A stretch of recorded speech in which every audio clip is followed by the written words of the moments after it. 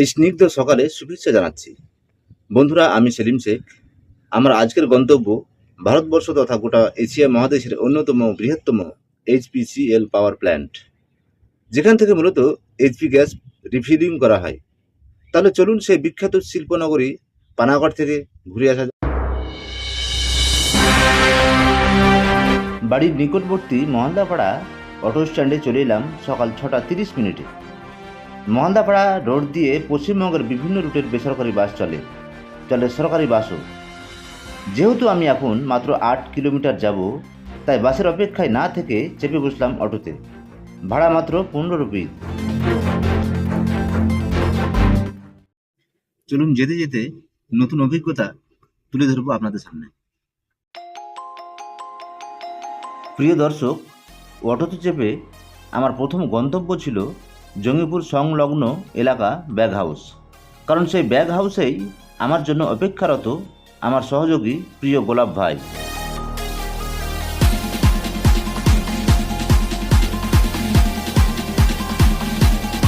Auto থেকে নেমেই দেখি আমার প্রিয় গোলাপ ভাই গাড়ি নিয়ে আমার জন্য অপেক্ষায়মান, যিনি সাহসী এবং অত্যন্ত অভিজ্ঞ গাড়ি চালক। এখান থেকে 196 কিলোমিটার পথ যেতে হবে, তার জন্য মধ্যেখানে চা পান বিরতির জন্য নেমেছিলাম। 196 কিলোমিটার দীর্ঘ পথ যাত্রা, তাই নেমে পড়লাম চা পান বিরতিতে। পুনরায় যাওয়ার জন্য আবার গাড়ি স্টার্ট হলো। বন্ধুরা, সাধারণত দুটি পথ দিয়ে পানাগড় যাওয়া যায়।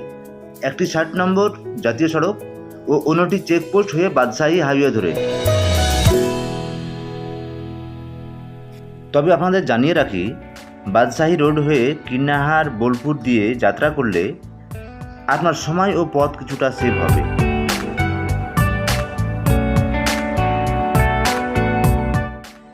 যেহেতু আমরা প্রাইভেট গাড়িতে যাচ্ছি, তাই সময় ও পথ সাশ্রয়ের জন্য বাদশাহী হাইওয়ে দিয়েই যাত্রা করব।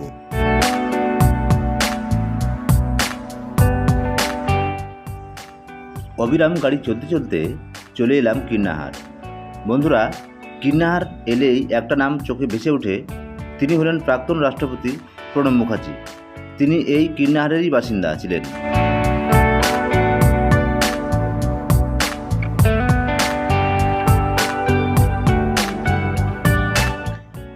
বন্ধুরা, কিছু পথ অতিক্রম করার পর চলে এলাম বোলপুর শান্তিনিকেতন। শান্তির খোঁজে শান্তিনিকেতন আসেননি এমন বাঙালি নেই বললেই চলে। রবীন্দ্রনাথের স্মৃতি বিজড়িত স্থান এই শান্তিনিকেতন। প্রিয় দর্শক, যেতে যেতে এত সুন্দর ভিউ পয়েন্ট দেখে না দাঁড়িয়ে থাকতে পারলাম না। তাই আমার সহযোগী ড্রাইভার গোলাপ ভাইকে দাঁড়ানোর জন্য অনুরোধ করলাম। তিনি দাঁড়ালেন এবং এই সুন্দর ভিউয়ের জন্য আমরা ব্যস্ত হয়ে ফেললাম। দেখতে পাচ্ছেন কত সুন্দর ভিউ। প্রাকৃতিক পরিবেশ কি সুন্দর। বিশ্বকবি রবীন্দ্রনাথ ঠাকুরের স্মৃতি বিজড়িত স্থানগুলি দেখতে আমার মনে এক অন্যরকম অনুভূতি কাজ করছিল। কিন্তু যেহেতু আমার গন্তব্য পানাগড়, তাই পানাগড় যেতে যেতে সুন্দর থেকে অতি সুন্দরতম ভিডিও ধারণ করব।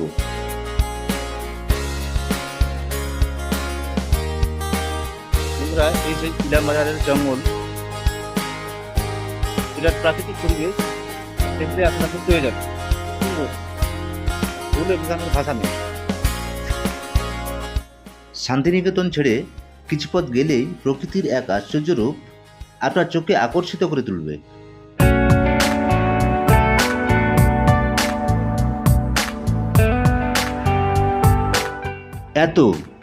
এত সুন্দর প্রকৃতির রূপ, যেখানে না দাঁড়িয়ে আপনি থাকতে পারবেন না।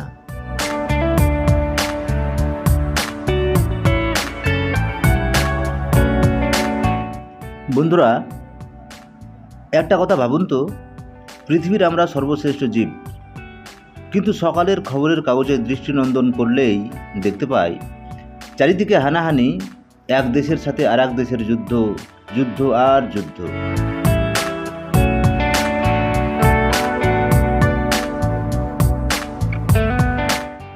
কিন্তু এই প্রকৃতির গাছগুলি কি সুন্দরভাবে একে অপরের সাথে সুসম্পর্ক রেখে মিলেমিশে দণ্ডায়মান।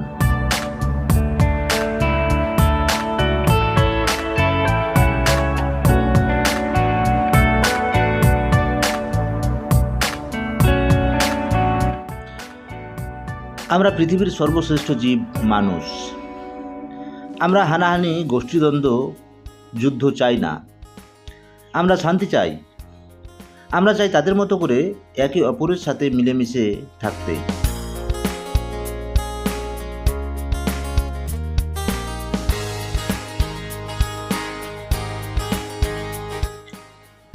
অবিরাম গাড়ি চলছেই তো চলছে। আমি রাস্তার চারিপাশে পথঘাট, মানুষজন দেখতে লাগলাম।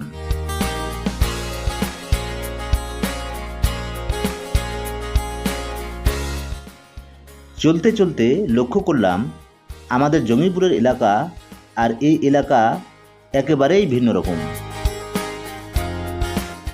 অর্থাৎ একটু পরিষ্কার করে বলি, আমাদের এলাকা ঘনবসতিপূর্ণ আর এই এলাকা একেবারেই ফাঁকা। বড় বড় মাঠ, ছোট ছোট গ্রাম, জনঘনত্ব অনেকটাই কম। আমরা চলে এসেছি পানাগড় 2 নম্বর জাতীয় সড়ক। এখান থেকে আর কিছুটা গেলেই মিলবে সেই বিখ্যাত এলপিজির পাওয়ার প্ল্যান্ট। আমরা এবারে একটু খাওয়া দাওয়া করবো, তার জন্য বন্ধুরা, একটি কথা না বললেই নয়, আমার সহযোগী প্রিয় গোলাপ ভাই, তিনি যেভাবে আমাকে সহযোগিতা করেছেন, সত্যি তিনার আন্তরিকতায় আমি মুগ্ধ। দেখুন, এই সেই বিখ্যাত এইচপি শেলের পাওয়ার প্ল্যান্ট, যেখানে ফাঁকা সিলিন্ডার রিফিলিং করা হয়। এটি সাধারণত এশিয়া মহাদেশের অন্যতম বৃহত্তম একটি পাওয়ার প্ল্যান্ট।